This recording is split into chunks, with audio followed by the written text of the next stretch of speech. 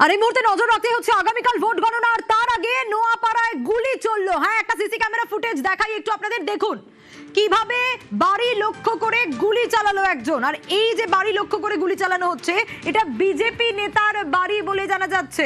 BJP নেতা কুন্দন সিং, তার বাড়ির সামনেই গুলি চলার ঘটনা।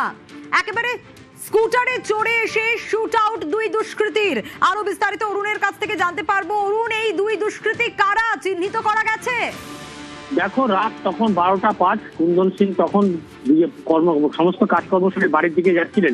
সে সময় কিন্তু মোটরসাইকেল করে দুই যুবক আসে এবং তার আগে পিছিয়ে কিন্তু কয়েকটি মোটরসাইকেল সেখানে আসে।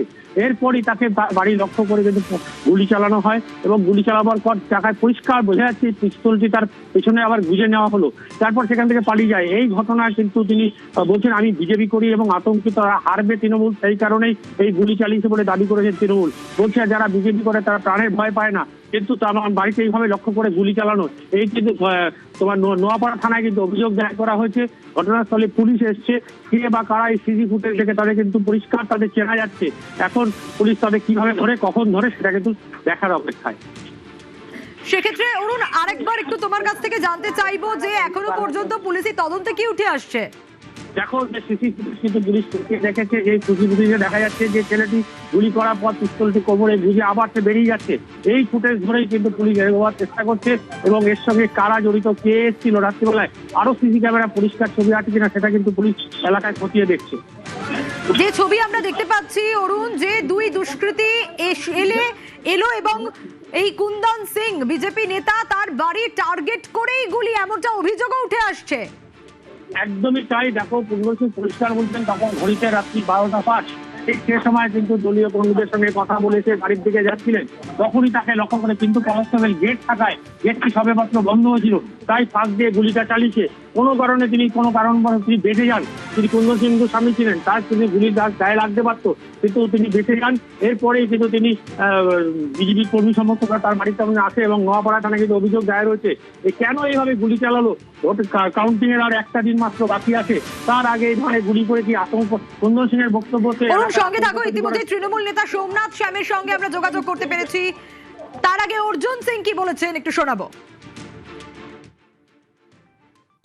ভয়ে এরা যেতে দিতে চায়। রাত 12টার সময়। কোন প্রার্থী দাদা? ত্রিয়ঙ্কু ভট্টাচার্য। এক রাউন্ড গুলি চলেছে। নোটোরিয়াস ক্রিমিনাল, এদেরকে ইলেকশন ডে অফ ইলেকশন কেন করা হয়েছিল?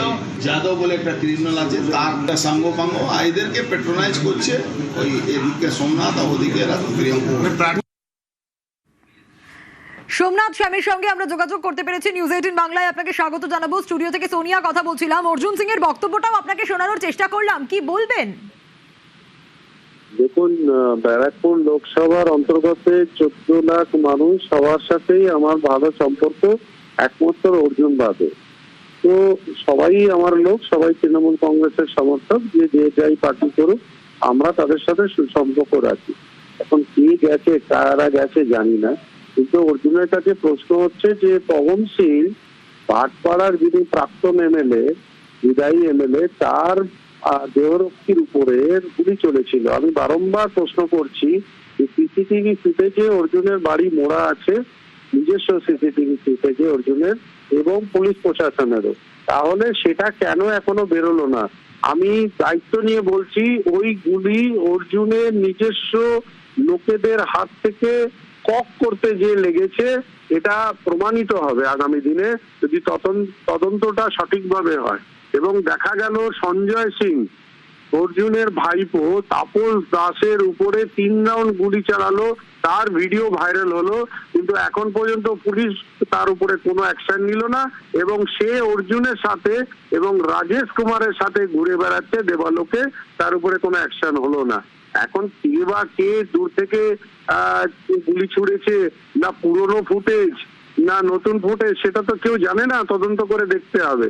কিন্তু অর্জুনের যেটা আছে সেটাকে আমি পুলিশ প্রশাসনকে বলবো এক্ষুনি দেখাতে সেটাকে। ধন্যবাদ জানাবো আপনাকে। গণনার আগে নোয়াপাড়ায় গুলি চলার ঘটনা, বিজেপি নেতা কুন্দন সিং এর বাড়ির সামনেই গুলি চললো। সিসি ক্যামেরা ফুটেজ দেখাচ্ছি আপনাদের, যেখানে দেখা যাচ্ছে স্কুটারে চড়ে এসে দুই দুষ্কৃতী শুট আউট করে, গুলি চালায়। কুন্দন সিংকে টার্গেট করে গুলির অভিযোগ। কেন গুলি, নেপথ্যে কারা রয়েছে, তদন্ত করছে পুলিশ। সিসি ক্যামেরা ফুটেজে পুলিশের নজর। হেডলাইন্স।